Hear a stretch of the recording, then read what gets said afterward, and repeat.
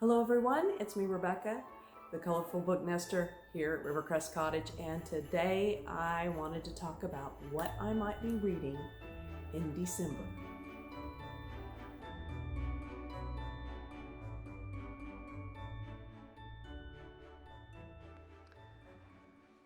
So this is how my TBR for December is going to begin. I am looking at my final bingo of 2019.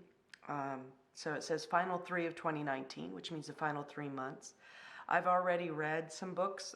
It's now the end of November, beginning of December, and I've listed down the books so far that I've read that would contribute to this. And one of the things that I do, I'll bring you in a little bit closer. One of the things that I do is I number each one of my books as I read them. And then I can mark in here which boxes they work. So like if we look at number 1, which was Hex from way back in October, you can see it works in Dark and Stormy. It works and takes place in October, November, December, because actually that is exactly the months it takes place, which is funny. It also works for setting during the holidays. It's a creepy setting, and it has an incredibly, over here, creepy cover. So one can fit any of these. So as I'm looking with my last month, I kind of look and go, where can I make a bingo the easiest? Not quite sure what I'm going to do. I love bingos. I love any type of challenges like this that I can kind of keep track. It does make me look at my books a little differently. It makes me pick up a book and start reading that I wouldn't normally pick up necessarily. It kind of helps me with that mood reading. When I developed this bingo for myself, I did it with a lot of mysteries in mind, because that's what I generally like to read. So this is my final check-in. It will help me decide what my TBR is of what books I'm going to try to finish out for the final 3 of 2019. All right, so that was a lot of explaining to get me to the place I am now, which is the end of the third quarter or fourth quarter. Yeah, the final quarter, the final 3 months of 2019. So the final 3 of 2019. And I've got some books I need to read to be able to make some bingos. So I had to go strategically and start looking on there. And this always happens in the last month because, of course, my other 2 months are kind of free. I just read what I kind of want to. And then the last month always means I have to be a little bit more focused. Never really a challenge, but a little bit this time. And the reason being is because we had hashtag nonfiction November, and I was an overachiever and read more than one nonfiction book. Thoroughly enjoyed them and was glad that I did it. But it also meant that I wasn't reading mysteries, and I have a tendency to create my bingos with mysteries in mind, I think, is kind of, whether it's, it is kind of intentional. I think I might have mentioned that earlier. But because I know I have tons of mysteries on my shelves, and I know that's really a good go-to for me. So anyway, I had to go and look through my lovely planner. Let me put my cup of tea down.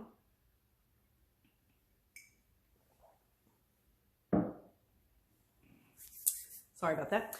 And so I pulled out my planner that you just saw, and of course we can see the final 3. And I've got my little notes going, because I always put my notes of what I've read, and then I start marking on here which ones kind of would play for what. And I do that all in pencil, because of course a lot of books can be in more than one square and you don't know which ones you're trying. But for me to kind of finish up a bingo, I look and see what is left over. And the first group of books that would be an option for me to read. Now, TBRs for me. TBRs are not always completed. That's not the idea. I like to pull a set of books to pull from, if that makes sense. So they are to be read, but it's not that I have to read them. Instead, it's the pile, which you see a pile back here. Don't look too closely, but that pile back there actually is another pile for my January reading. So I've already pulled the ones that I'm going to be choosing from in January, but that's a whole nother palaver and a whole nother video and everything. And that'll be coming towards the end of December, most likely, for you. So you know what I'm reading in January, but we're in December now. So basically what I'm going to be doing here is I'm looking around trying to figure out the easiest way for me to make a bingo. So one of the things that I need is a detective team. So if I do a detective team, I'm going to do Oscar Wilde and the Candlelight Murders. Now this book, or this series, is funny. I actually started with it's actually Oscar Wilde and the Nest of Vipers, which is also Vampire Killer. It had two different names. It was a spoof. It looked like it. It was hilarious. Oscar Wilde sitting on the cover, and he's got like a dagger, and the dagger's got blood on it, and it's all black and white, but it's like a real Oscar Wilde picture that they've kind of mocked up. So I thought, oh my gosh, is this, Pride and Prejudice and zombies or whatever? It really is a kind of a neat spoof. But what is really cool about it is who the detective team in this series is. The detective team is Oscar Wilde and Sir Anthony Conan Doyle.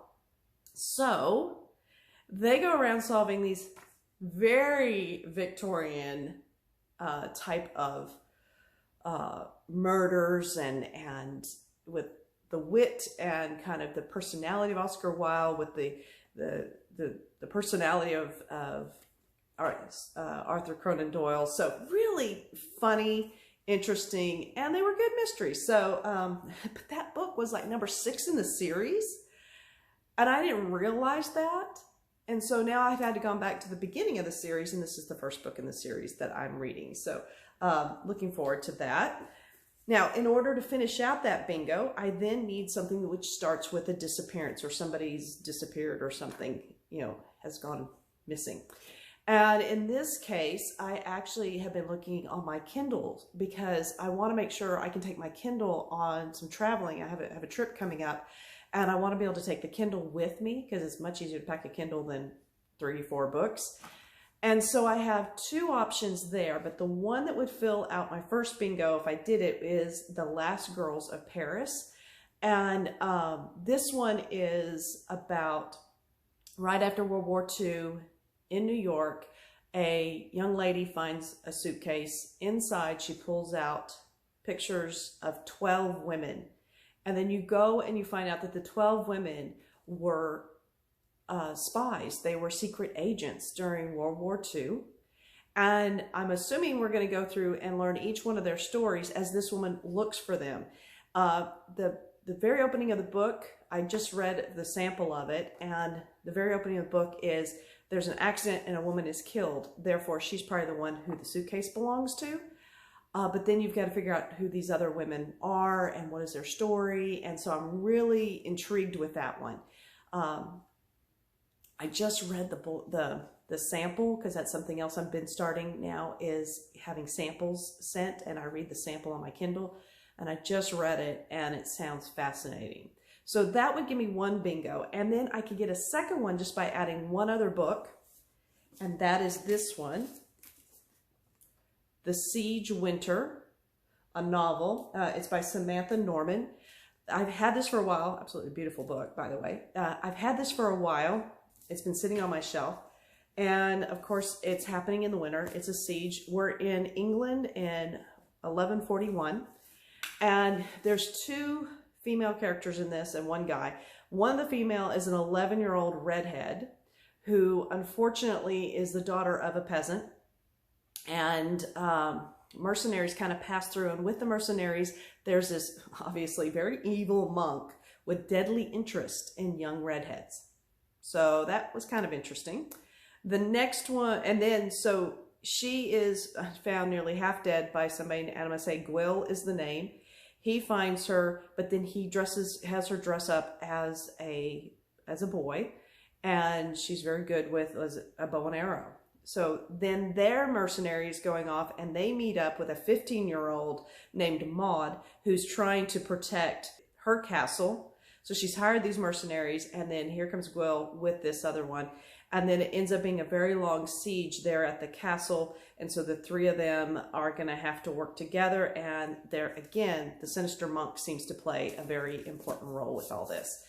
So sounds like a pretty good read. Again, I wouldn't want to take it on the trip with me because it's a regular book. So hopefully, if I'm going to start this, then I'll start it fairly soon.